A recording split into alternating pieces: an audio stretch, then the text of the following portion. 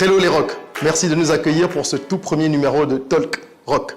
Cette émission est un prétexte formidable pour échanger avec des esprits brillants, des professionnels, des passionnés, bref, des personnes qui créent de la valeur dans la communauté.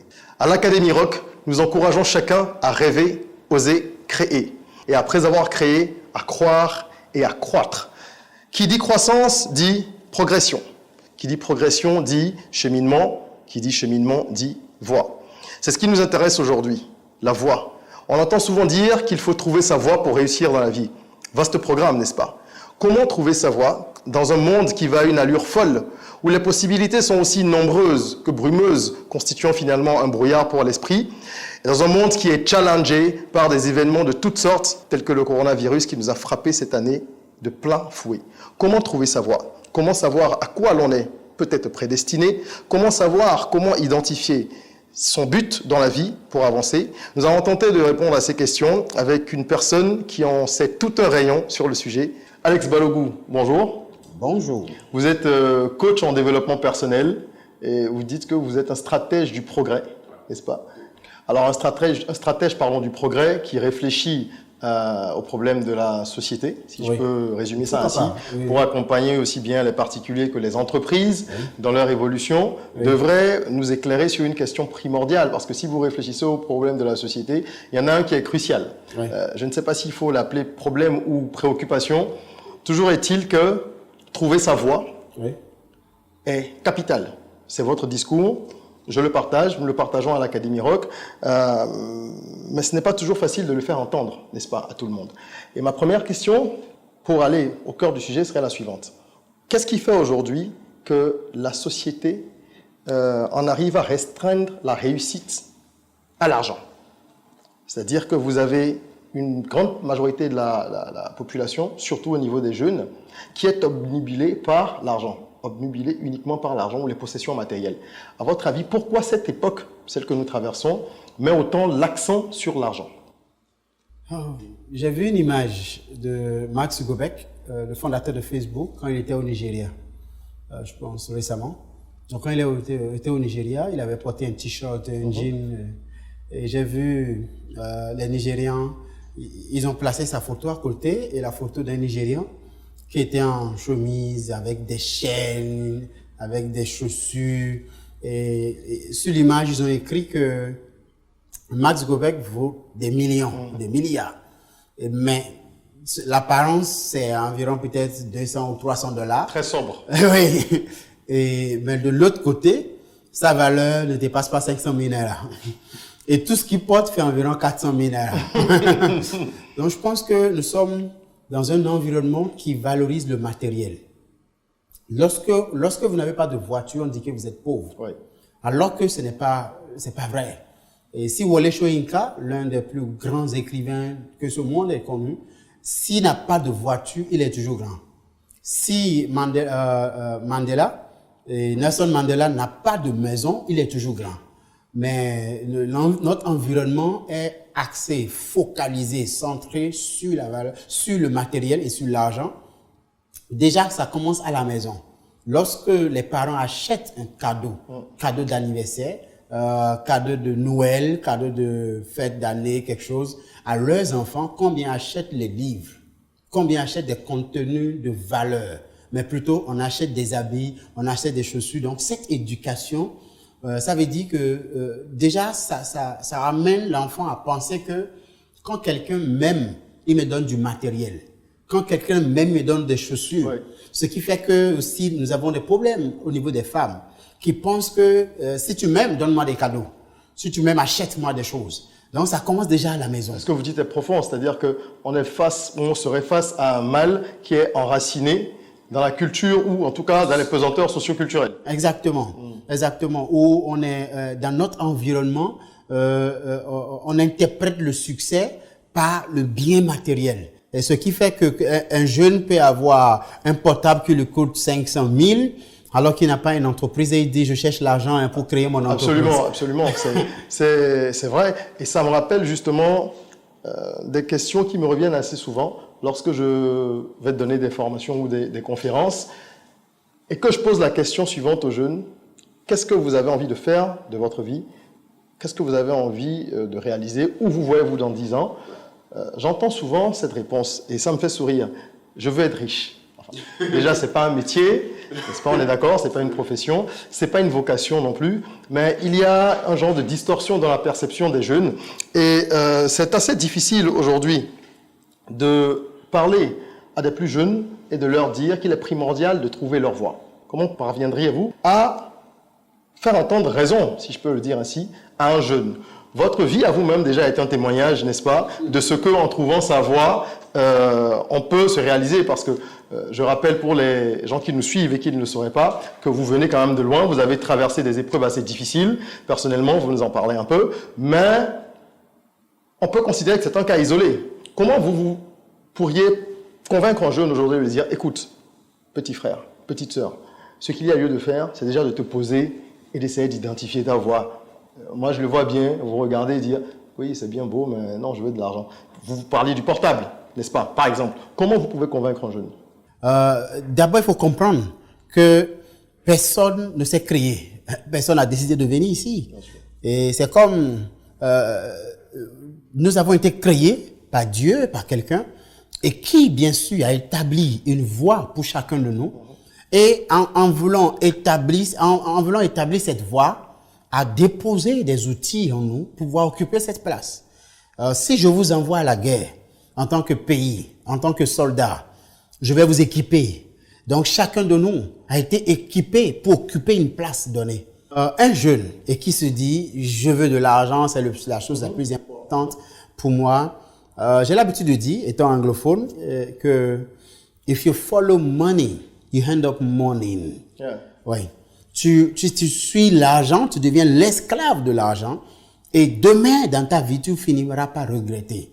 Parce que normalement, l'argent, tu ne devrais pas courir derrière l'argent. Non, c'est l'argent qui doit courir derrière toi lorsque tu te découvres. Exactement, c'est une conséquence. Oui, c'est une conséquence. Il y a ce qu'on appelle l'être et la voix. Oui. Dans 10 ans, qui je veux devenir, pas qu'est-ce que je veux avoir. Mais les gens sont focalisés sur ce qu'ils veulent avoir. Alors qu'il y a celui que tu dois devenir pour avoir ce que tu dois avoir. Donc, les gens doivent se focaliser sur eux et non ce qu'ils veulent avoir. Oui, tu veux de l'argent.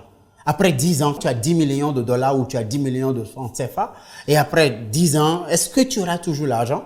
Est-ce que l'argent restera? Parce qu'on a connu beaucoup de ex-riches. Bien sûr.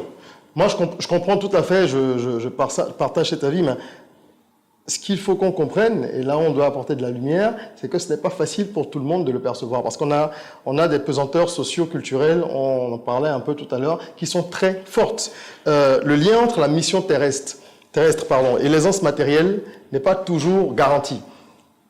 Parce que je suis de ceux qui pensent, et je pense que vous êtes sur la même longueur d'onde, qu'on peut avoir une mission qui ne nous amène pas forcément à l'opulence. Je ne dis pas qu'on peut avoir une mission qui nous garderait dans la pauvreté. Mais on peut avoir une mission qui a une teneur beaucoup plus forte d'un point de vue social ou d'un point de vue leadership, sans que tout le monde soit multimilliardaire, parce qu'aujourd'hui, c'est devenu une banalité. Tout le monde dit « je veux être milliardaire », comme si c'était un aboutissement. Connaissant nos environnements, connaissant les pesanteurs qu'on a en famille, dans les groupes d'amis, lorsqu'on finit d'étudier, que ce soit après le bac, l'université, c'est assez difficile, n'est-ce pas? Vous-même d'ailleurs, comment est-ce que ça s'est passé? Qu'est-ce qui vous a permis, d'un point de vue mental, d'être un roc, si je peux m'exprimer ainsi?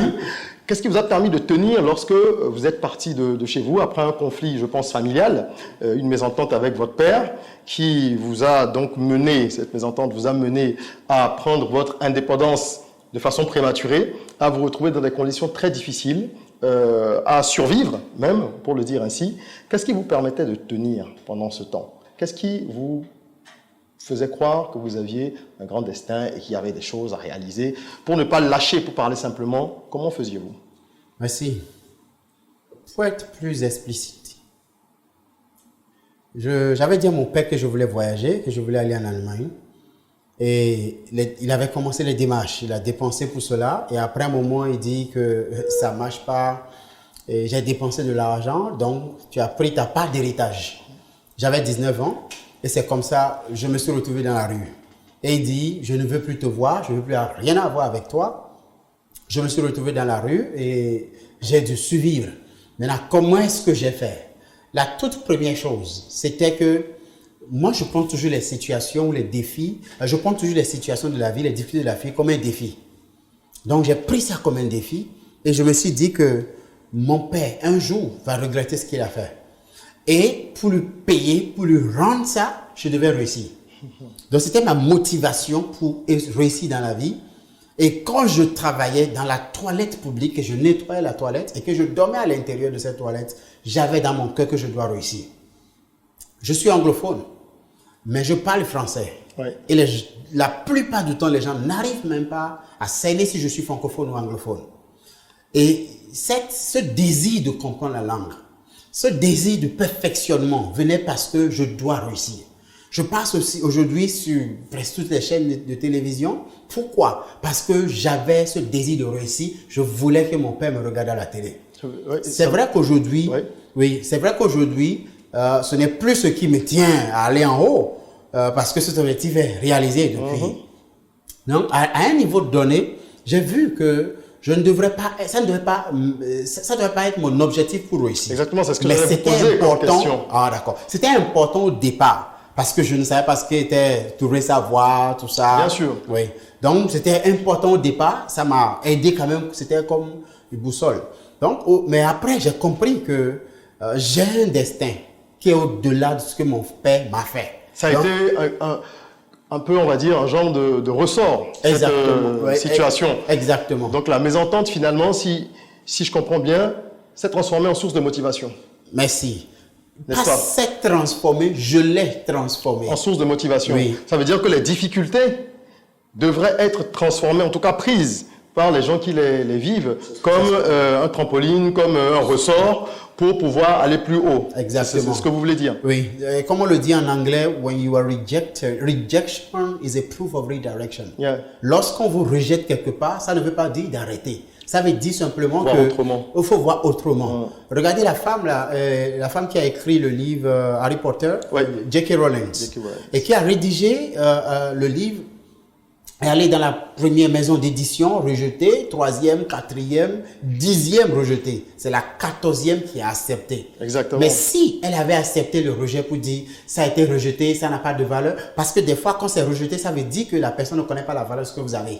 Et là, ça veut dire chercher celui qui connaît la valeur de ce que vous avez. Vous êtes au-delà de la valeur que les gens perçoivent. C'est le cas que vous évoquez revient assez souvent dans les succès populaires de notre époque. Quand on prend le cas de Jay-Z, par exemple, qui aujourd'hui est porté en idole dans le monde de la musique et du showbiz, il a cherché une maison de disques au départ, mais vainement. Il est passé par toutes les majors, personne ne voulait le signer, et il a pris le pari de parier sur lui tout simplement. Si je peux me permettre la tautologie, il a créé son label, Roc-A-Fella Records, il s'est autoproduit et quelques années plus tard, puisque le succès était là, il a revendu le label à je ne sais plus combien plusieurs centaines de millions de dollars. Donc ça vient attester encore une fois de ce que vous dites est puissant. Il ne faut pas considérer l'échec ou le rejet comme un frein, mais comme une opportunité pour rebondir. Merci. Très bien. Je pense que vous avez un mental de rock et que ça va inspirer ceux qui nous regardent. Alors, les gens sont, pour la plupart, malheureux. Et je pèse mes mots. De la petite expérience que j'ai. Quand je dis que les gens sont malheureux, c'est qu'il y a beaucoup de gens qui vivent dans le conformisme, n'est-ce pas? Ce que la société veut qu'on fasse. Tu iras à l'école. Quand tu auras fini et que tu auras un diplôme, tu vas chercher un travail, tu vas épouser quelqu'un, faire des enfants, travailler sagement, avoir ta jolie petite vie, et à la fin, tu vas mourir tranquillement. Donc, il n'y a pas cette idée qu'on a avec vous dans votre discours, cette idée d'impacter sa génération, de laisser quelque chose aux autres. On a l'impression qu'on nous met dans des cases et qu'on nous dit « vis ta petite vie, et puis quand tu seras mort, c'est bon, tu continueras ton chemin ».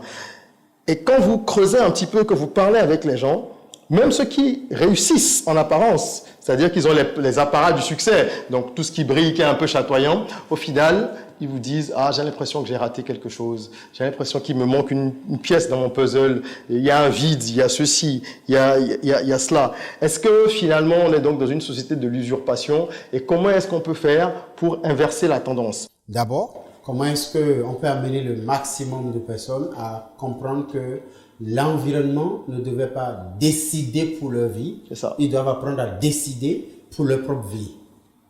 La première des choses qu'il faut comprendre, c'est que beaucoup de personnes là, ils acceptent tout ce que l'environnement leur jette. Ouais. Et comme vous avez dit tout à l'heure, c'est une case, c'est une cage. Et les gens vivent dedans. Et tout est comme si c'était télécommandé. Va à gauche, va à droite, fais ça et fais ça. Et après, c'est le regret. Après, c'est dit, j'ai de vide en moi, je viens d'arriver à combler ce vide. Ma vie, c'est comme si je l'ai gaspillé. On l'écoute tout le temps, surtout à cause de mon métier.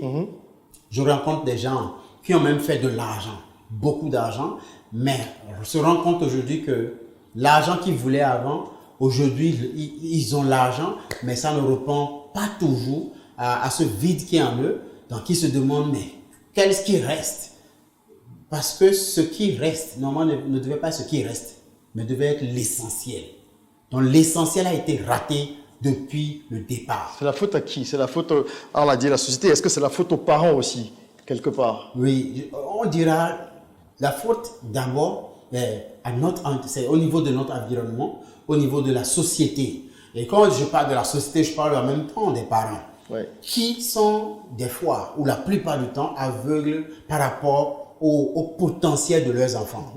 J'ai vu un monsieur qui était un monsieur assez âgé quand même, mais qui avait un fils. Il a dit qu'il a constaté que son fils, depuis qu'il était petit, avait l'habitude de taper sur la table guéridon. Il a cassé. Et un jour, il a commencé encore sur la télé, il dit, ok, je comprends. Il a amené, il a donné un coach qui a commencé à le coacher, et le petit est devenu un musicien après, professionnel à l'âge de 9 ans déjà. Ah wow.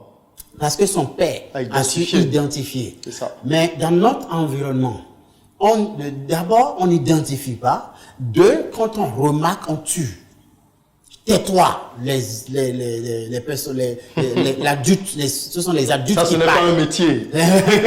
Ça, ce n'est pas un métier. C'est pas une profession, ça. Dis maintenant, qu'est-ce que tu veux faire? Mais petite parenthèse, que vous a dit votre père la première fois quand vous lui avez dit je vais être orateur, ou je suis orateur, ou je vais être comédien, parce que j'ai fait mes petites recherches et je sais que vous êtes un passionné du cinéma. Oui, oui, oui. Qu'est-ce qu'il a répondu la première fois? Oui, pour mon histoire ou mon expérience est assez particulière, parce que je n'ai jamais eu une discussion vis-à-vis de ma profession ou ma carrière avec mon père.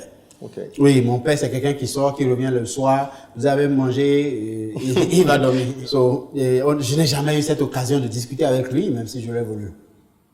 Donc, la plupart, les réponses qu'on entend souvent ou les actions que les parents posent, c'est qui tue ce qu'est l'enfant. Parce que la plupart du temps, votre talent s'exprime déjà depuis que vous êtes petit. Oui. Oui, ça parle, ça s'exprime. Mais si l'environnement ne sait pas accueillir cela, l'environnement n'est pas prêt pour accueillir, pour nourrir ce potentiel en vous. Vous avez des gens qui sont des communicateurs aujourd'hui, mais qui, depuis bas âge, ont été... Cette aptitude de communication a été tuée en eux. Parce qu'on a découragé ça. Tu ne dois pas parler tout le temps. Tais-toi, tais-toi. Lorsqu'on dit tais-toi à l'enfant chaque fois, qui est un communicateur? Imaginez ce qui se passe. Donc, il y a un problème dans notre environnement. Donc, l'environnement aussi ne célèbre pas que certains métiers. Si ce n'est pas tel métier ou tel métier et tel métier. Mais celui à qui vous dites ça et qui choisit le métier que vous lui imposez, après, finira par regretter.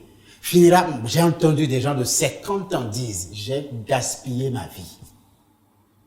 50 ans. C'est violent. J'ai gaspillé ma vie. Comment est-ce qu'on peut gaspiller 50 ans?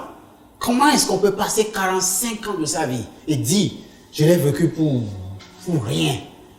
Alors que, pas que la personne n'a pas travaillé, hein, il a travaillé, mais qu'il n'a pas fait ce qu'il devrait faire. Oui, il y a un sentiment de manque. Exactement, ouais. Au fond de lui. Et c'est grave. Et c'est ce que nous vivons. Hein. Maintenant, moi, ma mission personnelle, c'est d'aider les gens à trouver leur voie, de les mettre sur la bonne voie et de leur donner surtout les principes qu'il faut pour pouvoir réussir sur leur voie. Votre mission, c'est d'aider les gens à trouver leur voie. Je crois que nous gagnerions aussi dans nos sociétés à éduquer les parents. Les parents, aujourd'hui, ce sont les gens de notre âge, de notre génération. Nous avons Internet, nous avons accès à de l'information de toutes parts. Nous gagnerions à éduquer les parents parce que vous parliez justement de cette habitude qu'on a chez nous de tuer. Oui. Tuer le talent ou tuer la passion, même dans l'œuf. Oui. Peut-être, je dis bien peut-être, que les parents n'ont pas toujours l'information qui est la bonne. Vous mettez souvent le doigt sur les différentes formes d'intelligence qui permettent d'identifier un talent ou en tout cas d'avoir des pistes. Oui. Comment est-ce que moi, je fais si je ne sais même pas qu'il y a X formes d'intelligence et que si mon enfant tape sur le guéridon, finit par le casser, en fait, ça devrait être une piste pour moi, plutôt qu'un événement qui suscite de la colère. Comment je fais pour savoir si cet enfant qui est tout le temps en train d'imiter des personnages qu'il voit à la télé et qui porte les robes de sa mère, qui fait le pitre, si cet enfant en fait essaie d'exprimer un talent que nous n'arrivons pas à déceler, comment je fais si je ne le sais pas et je pense qu'en fait c'est un pitre et qu'il fatigue tout le monde parce qu'il est trop bavard, etc. Donc je pense qu'il y a peut-être quelque chose à exploiter là également et c'est une des raisons d'être de notre plateforme, n'est-ce pas, l'Académie Rock. Nous avons pour vocation de démocratiser le savoir pour permettre à chacun de libérer son potentiel. C'est vraiment un plaisir d'échanger avec vous pour avoir plus d'informations sur cette question qui est capitale et qui revient souvent. Les gens disent, je ne sais pas ce que je dois faire dans ma vie, je ne sais pas par où commencer. C'est un processus qui paraît long. En quelques mots, j'aimerais que vous puissiez nous dire par où on commence.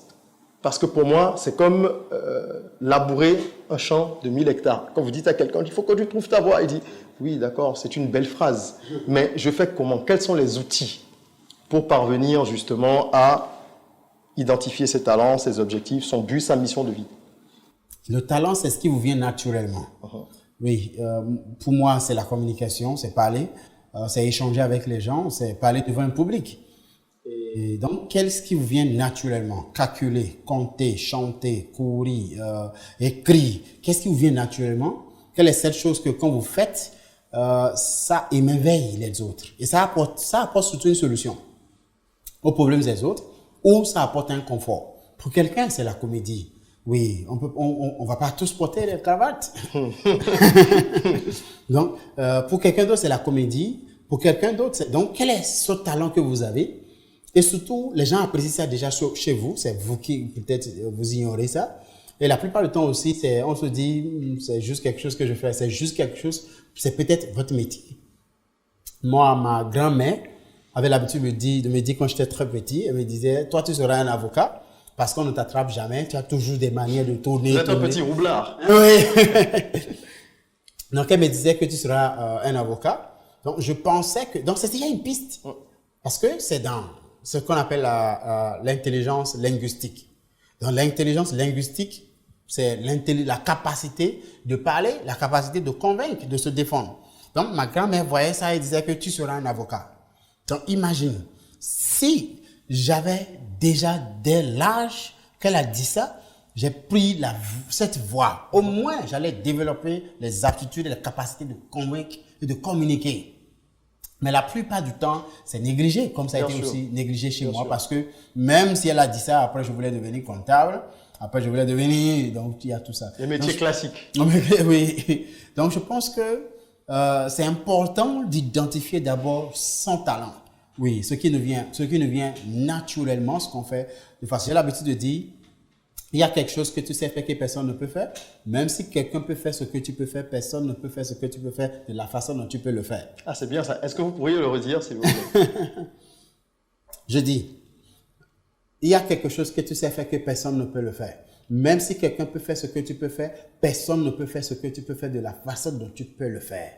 C'est pas mal ça. Je pense qu'on devrait l'apprendre par cœur et soit se le dire tous les matins ou soit le dire aux enfants pour les aider à gagner beaucoup plus d'avoir plus de confiance en eux-mêmes. Et surtout d'identifier cette chose. Oui. Chacun de nous a quelque chose déjà qu'il sait faire, mais qu'on ignore ou qu'on néglige. Des fois, on se dit, ce n'est pas un métier.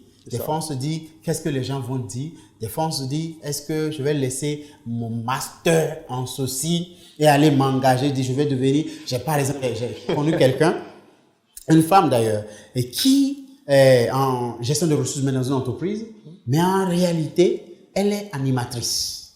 D'accord. C'est sa personne, ça. Ouais, ouais. Et à l'église, c'est ce qu'elle fait. Mais au boulot, toute la semaine, elle fait ce qu'elle n'aime pas. Donc elle n'est pas elle-même, elle porte un masque pour aller travailler. Pour aller quoi. travailler. Et c'est la situation que beaucoup de personnes vivent. Mais je pense qu'avec l'Académie Rock, ça doit s'arrêter. Ça va s'arrêter. En tout cas, nous ferons le maximum pour aider ceux qui le désirent véritablement à identifier un peu mieux leurs talents, à avoir des pistes pour pouvoir avancer dans la vie. Nous allons produire du contenu encore et encore pour aider les uns et les autres à libérer leur potentiel. Encore une fois, c'est véritablement le credo de l'Académie Rock. Et c'était donc une évidence pour nous de travailler ensemble pour créer une formation, une masterclass qui va vous permettre d'identifier vos différentes formes d'intelligence, qui va vous permettre de situer un peu mieux votre objectif de vie, qui va vous permettre de prendre conscience de votre unicité, parce que chacun de nous est unique. Et le coach Alex Balogun a l'habitude de dire que chaque objet a une fonction, c'est ça, hein, oui. N'est-ce pas? Que chaque objet a une fonction, et chacun de nous également a une fonction sur Terre. Quelle est notre mission? Que devons-nous faire? Que devons-nous accomplir? Nous avons créé une masterclass spécialement pour vous aider à identifier cela, pour vous donner des pistes, vous mettre sur la voie et vous permettre de vivre de façon épanouie. La réussite, c'est un équilibre entre ce qu'on appelle la réussite sociale, la réussite conjugale, la réussite financière, etc. C'est un mélange et le but, c'est d'obtenir quelque chose d'équilibré, de plus ou moins équilibré. Cette masterclass est disponible pour vous. On dit souvent que celui qui sait d'où il vient, sait où il va. Et il me plaît d'ajouter que celui qui sait où il va, trouve secours et moyens en chemin. C'est donc pour vous aider à identifier votre forme d'intelligence, à connaître vos objectifs, à prendre conscience de votre unicité que nous avons créé cette masterclass. Trouver sa voie pour réussir sa vie. Lorsque vous obtiendrez vos codes d'accès à cette formation, vous pourrez regarder les différentes vidéos autant de fois que vous le souhaitez, ou que vous soyez depuis votre ordinateur ou depuis votre portable. Et vous aurez également la possibilité d'échanger avec d'autres apprenants qui, dans la communauté thématique, partageront leur expérience, pourront donner leurs avis. Le but, c'est de créer une communauté thématique dans la communauté Rock qui vous permette les uns les autres de vous tirer vers le haut. Cette formation est pour vous. Profitez des différents avantages qui sont offerts en s'inscrivant à cette formation. Profitez de toute la valeur et de tout le contenu que M. Balogun Alex apporte et de toute la passion qu'il a intégrée dans cette masterclass pour libérer votre potentiel. Alex Balogun, merci.